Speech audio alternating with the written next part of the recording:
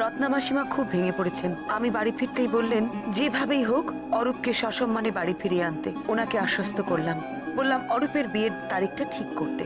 পরের দিন সকালে আমি আর টাবলু চললাম আদালতে। পুলিশ অরূপকে আদালতে নিয়ে এলো। খুব অদ্ভুত লাগলো খবরের কাগজের হেডলাইনগুলো দেখে। সুপ্রিয়ার ফ্ল্যাটে পৌঁছলাম। ওর এক প্রতিবেশী জানালেন 3 মাস আগে সুপ্রিয়ার স্বামী কার অ্যাক্সিডেন্টে মারা গেছেন। অন্য আরেকজন প্রতিবেশী মহিলা দেবারতীর কাছ থেকে জানতে পারলাম সুপ্রিয়ার স্বামী অনুব্রত সান্যাল ছিলেন ফটোগ্রাফার। তিনি দেবারতীর মেয়ের জন্মদিনে এমন কিছু ছবি তুলেছিলেন যা নিয়ে দেবারতী এবং তার স্বামীর মধ্যে দারুণ অশান্তি হয়েছিল। ওনার কথা থেকে বুঝলাম সুপ্রিয়া সান্যালের মৃত্যুর কারণের সঙ্গে অনুব্রত সান্যাল।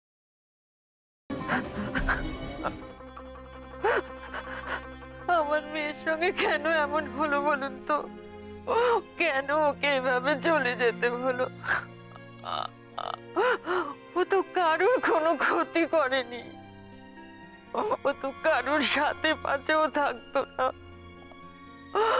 তাহলে কেন এমন হলো? ওই পুলিশ অফিসারের যেন চরম শাস্তি হয়। দেখবেন আপনি, হে ভগবান, ওই পুলিশ অফিসারের যেন চরম শাস্তি হয় ঠাকুর।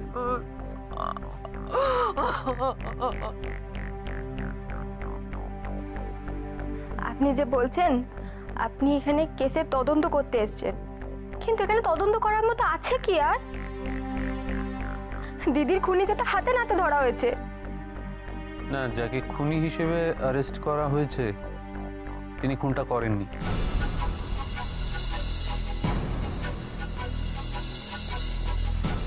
আপনারা এটা কি করে বলছেন? পুলিশ থেকে তো বলেই দিয়েছে যে ওই অরূপ রাই আসল খুনি।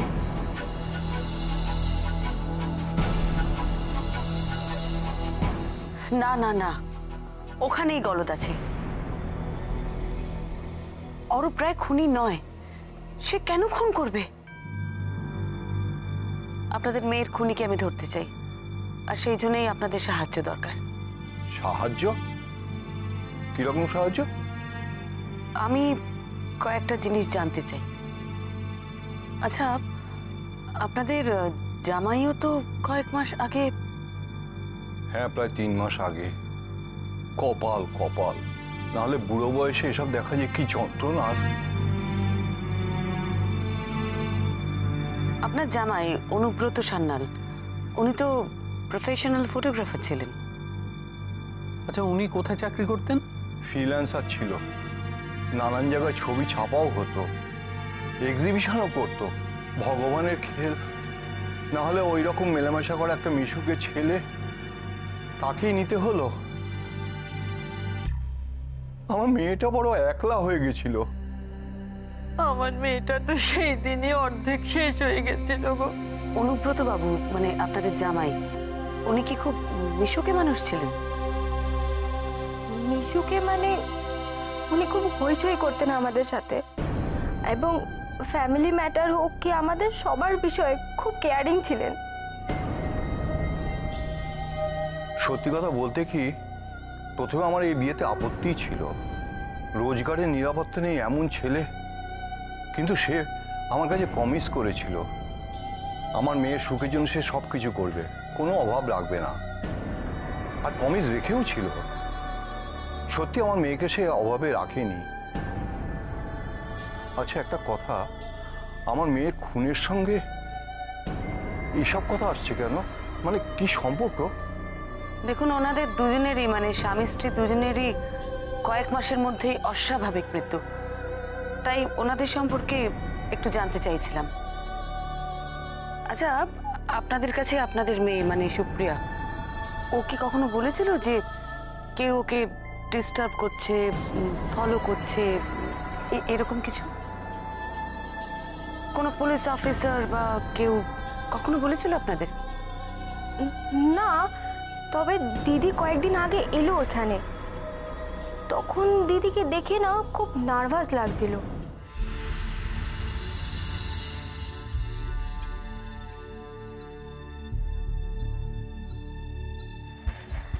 বলছি দিদি শোন না। কি হলো, ওরম করছিস কেন তুই? হেই, জানলা দিয়ে কি দেখছিস?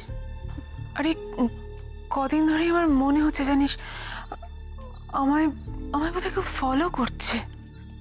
ফলো করছে? তোকে কে ফলো করছে এবং কেনই বা করবে?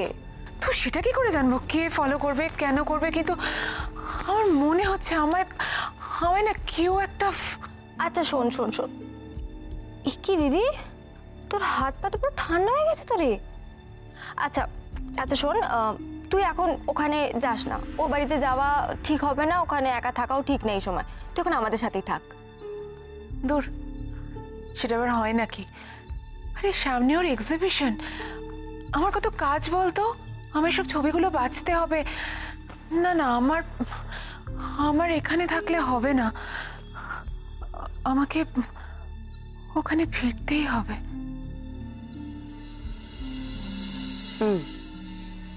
আর কোনো কথা হয়নি? না, তবে আমি বলেছিলাম অন্তত পুলিশে যেন একটা কমপ্লেন করে।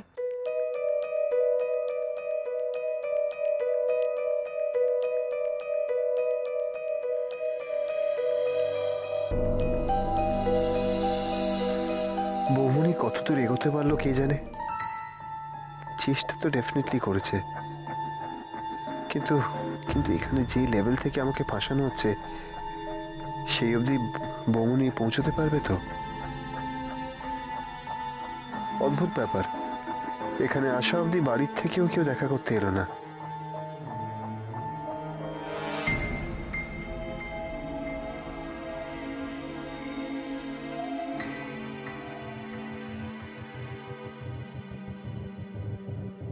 ওদের কি আসতে দেওয়া হচ্ছে না? কোর্টে বৌমনিকে দেখলাম, কিন্তু কিন্তু কথা বলার আগেই পুলিশ আমাকে সরিয়ে নিল। চারিদিক থেকে আটকে দিয়েছে ওরা আমাকে। কি করতে পারে এরকম? আমাকে ফাঁসিয়ে কার কি লাভ?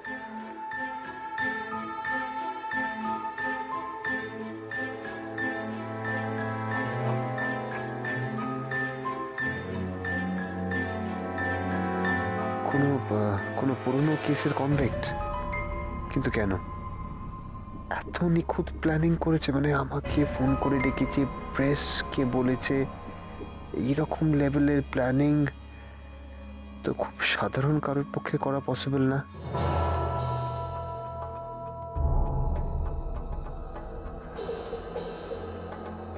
মিস্টার চৌধুরী তো কোনো হেল্প করছেন না। উনি কি ভাবছেন আমি সত্যিই ক্রিমিনাল? মা আর মিমি, ও কি ভাবছে আমাকে? ও কি আমাকে? মেজ বৌদি, আমাকে একবার জেলে নিয়ে যাবে গো। লক্ষ্মী শোনা মেয়ে, আমার একটা কথা শোন মিমি, এখন না তুই ভাইয়ের কাছে যাস না, কেমন? কেন? এই খারাপ সময় তো আমারই ওর পাশে থাকা উচিত, তাই না? তুই কত বড় হয়ে গেছিস রে মিমি, আমাদের ছোট্ট মিমিটা কত। তুই এখন ভাইয়ের সামনে গেলে না মিমি, ভাইয়ের একদম ভালো লাগবে না, ও নিজের কাছে নিজে খুব ছোট হয়ে যাবে। আসলে ও তো এভাবে তোর সামনে দাঁড়াতে চায়নি, তাই না মিমি? সময়টা না এখন খুব কঠিন, বুঝলি? আমাদের শক্ত থাকতে হবে, ভেঙে পড়লে চলবে না, খুব ক্রিটিক্যাল সময়, ধৈর্য ধরতে হবে, কেমন? মেজো বৌদি, আমার না খুব ভয় করছে। আমি একটা গল্পে পড়েছিলাম, ঠিক এরকমই মিথ্যে কেসে একটা লোকের জেল হয়ে যায়, আর ঠিক 10 বছর পর সবাই জানতে পারে লোকটার কোনো দোষই ছিল না। মেজো বৌদি, ওরও যদি... না না না না না, একদম না, আমার ভাইয়ের এরকম কিচ্ছু হবে না। পাগলি, আরে ওই লোকটার তো দিদি ভাইয়ের মতো কোনো বৌমনি ছিল না, তাই না?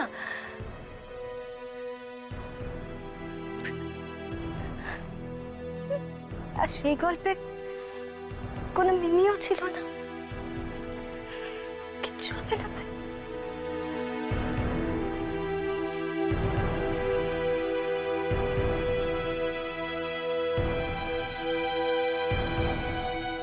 সত্যি কথা বলতে কি, প্রথমে আমার এই বিয়েতে আপত্তি ছিল।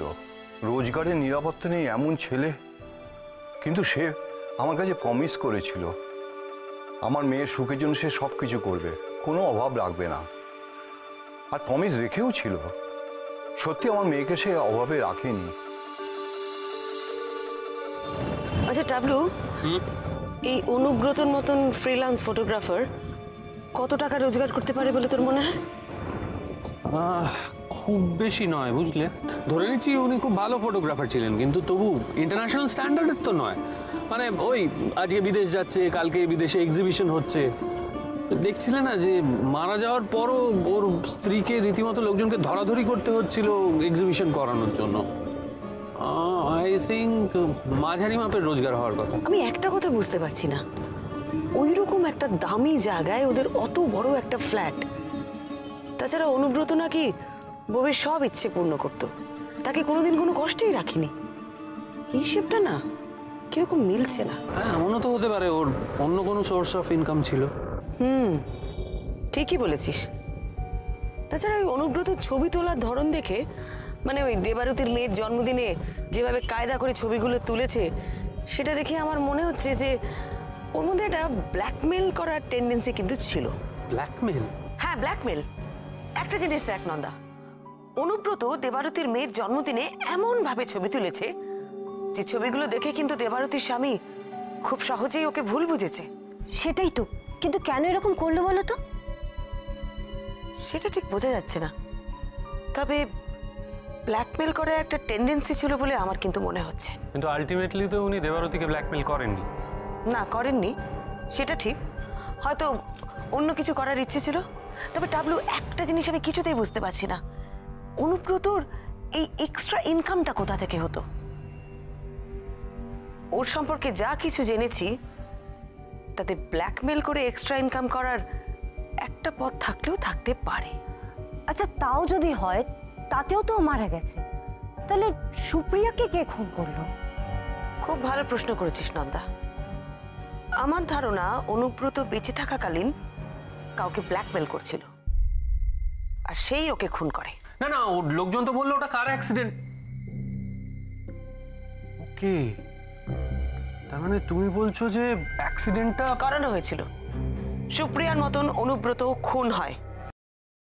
তার মানে তুমি বলছো যে অ্যাক্সিডেন্টটা করানো হয়েছিল, সুপ্রিয়ার মতন অনুব্রত খুন হয়।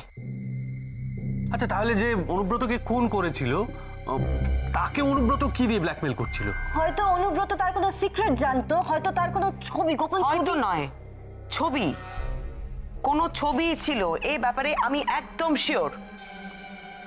খুনির কোনো দুর্বল মুহূর্তের ছবি ছিল অনুব্রতর কাছে, যেটা দিয়ে অনুব্রত তাকে ব্ল্যাকমেল করছিল। আর করতে করতে না পেয়ে খুনি অনুব্রতকে খুন করে। তবে আমার বিশ্বাস অনুব্রত মারা যাবার পরেও খুনি কিন্তু ছবিটা পায়নি। তাহলে সেই জন্য সে সুপ্রিয়াকে সমানে ব্ল্যাকমেল করে যাচ্ছিল ছবিটা পাওয়ার জন্য। তাকে থ্রেট দিচ্ছিল অরূপের নাম করে। ওর নাম করে? হ্যাঁ, একদমই তাই। অরূপের নাম করে সুপ্রিয়াকে খুনি সমানে থ্রেট দিয়ে যাচ্ছিল। কিন্তু সে অরূপের নাম করে কেন থ্রেট করছিল? সে কি অরূপের কোনো পুরনো শত্রু? এটাই তো সব থেকে বড় খটকা। অরূপের কি সম্পর্ক এই কেসটার সাথে? অবশ্য একজন অনেস্ট পুলিশ অফিসারের প্রচুর শত্রু থাকতেই পারে। ওই সুপ্রিয়া সান্যাল থানায় যে ডায়েরিটা লিখেছে তাতে কি আছে জানিস? সুপ্রিয়া সান্যালকে নাকি বারবার থ্রেট করা হচ্ছিল, কিন্তু কি করে থ্রেট করা হচ্ছিল সেটা কিন্তু কোথাও লেখা নেই। তাকে কেউ ফোন করে থ্রেট করছিল, সরাসরি দেখা করে, চিঠি দিয়ে? কিচ্ছু লেখা নেই। মানে পড়লে তুই বুঝতেই পারবি না যে কি করে থ্রেট করা হচ্ছিল। যা, তাহলে কি করে বুঝবে লোকটাকে প্রমাণ রেখে যায়নি কাজ ছেড়ে? কোনো না, এটা তো হতে পারে না। অপরাধী কোনো প্রমাণ রাখবে না এটা অসম্ভব। কোনো অসতর্ক মুহূর্তে একটা না একটা ভুল সে করবেই করবে, আর সেটাই আমাকে খুঁজে বার করতে হবে। কিন্তু এখনো পর্যন্ত তো কালপ্রিটকে ধরাছোঁয়ার মধ্যেই আনা যাচ্ছে না। টাবলু, সেই জন্যই তো সুপ্রিয়া সান্যালের ফ্ল্যাটে একবার আমার যাওয়াটা খুব দরকার। ওর ফ্ল্যাটটা একবার আমাকে নিজে চোখে দেখতে হবে। কিন্তু যাবে কি করে? পুলিশ তো সেই ফ্ল্যাট সিল করে দিয়েছে, আর আমাদের কাউকে ধারে কাছে ঘেঁষতে দেবে না। তুমি এবার তালা ভাঙবে ভাবছো না? কি বলছো কি এসব বেআইনি কথাবার্তা? বৌনি, আমি কালকে কি ব্যাপারটা নিয়ে কোর্টে মুভ করব? না না না, এত সময় নেই আমার হাতে। যা করার তাড়াতাড়ি করতে হবে। অরূপটা জেলে বসে আছে, এটা আমি কিছুতেই মেনে নিতে পারছি না। সোজা আঙুলে যদি ঘি না ওঠে, আঙুলটা একটু টেড়া করতে হবে। সুপ্রিয়া সান্যালের ফ্ল্যাটে আমি ঢুকবই ঢুকবো, কেউ আমাকে আটকাতে পারবে না।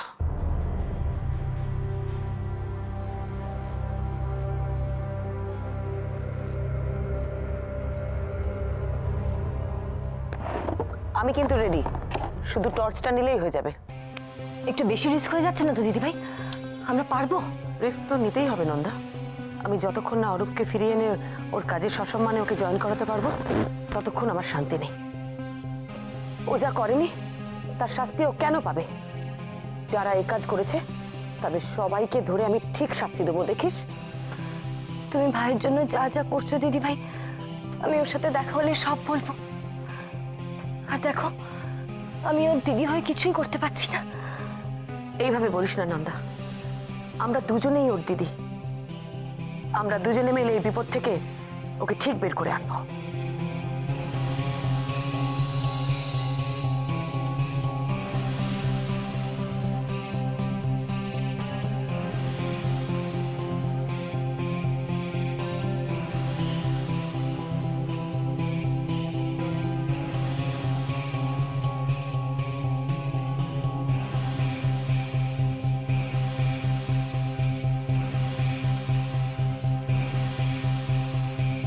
এইটা সুপ্রিয়াদের রান্নাঘরের দিক, আর ওই দিকটা ওদের ফ্ল্যাট, মানে ড্রয়িং রুম, বেডরুম, ওগুলো। ও দিদিভাই, ঠিক বুঝতে পারছো তুমি যদি অন্য কোনো ফ্ল্যাটে ঢুকে পড়ো? আরে না না, আমি দিনের বেলা এসে দেখে গেছি, ভুল হওয়ার কোনো চান্সই নেই। আমাকে এখান দিয়েই ঢুকতে হবে। কিন্তু ঢুকবে কি করে দিদিভাই? জানলাগুলো তো সব বন্ধ, সিঁড়িও তো নেই।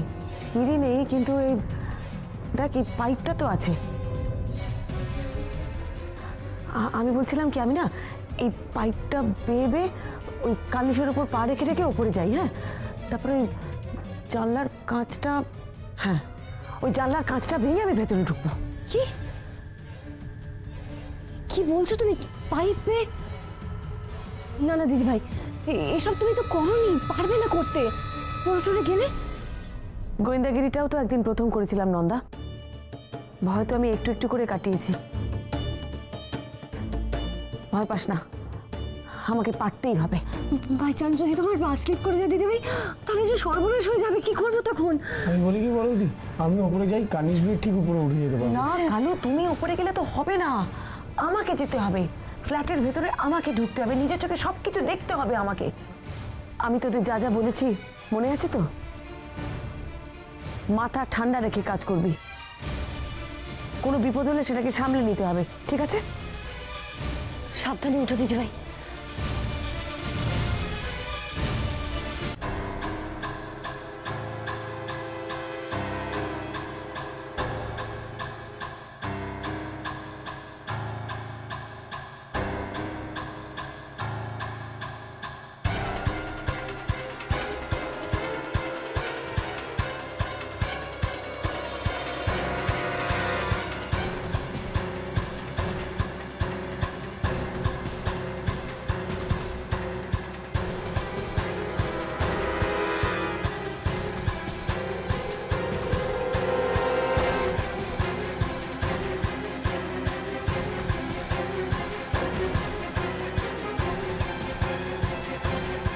দিদিভাই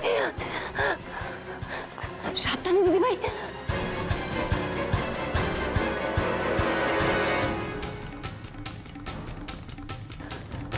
দিদিভাই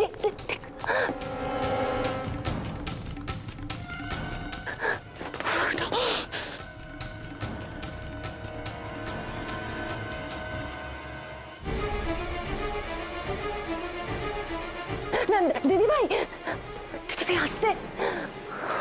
ঠাকুর,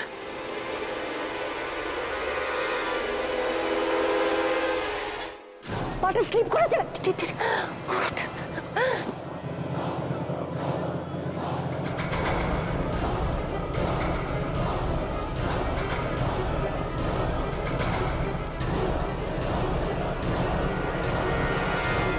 বুঝবদি, আমি ওপরে যাই, ওখানে যদি বড় বৌদির কোনো বিপদ হয় অন্তত পক্ষে আমি বাঁচাতে পারবো। না না, দিদিভাই একবার ঢুকে যেতে পারলে ঠিক ম্যানেজ করে নেবে। আর তাছাড়া এখন আমাদের এখানে থাকতে হবে কালুদা, যাতে দিদিভাই ইশারা করলে আমরা সেই অনুযায়ী অ্যাকশন নিতে পারি। এখানেই থাকবো আমরা।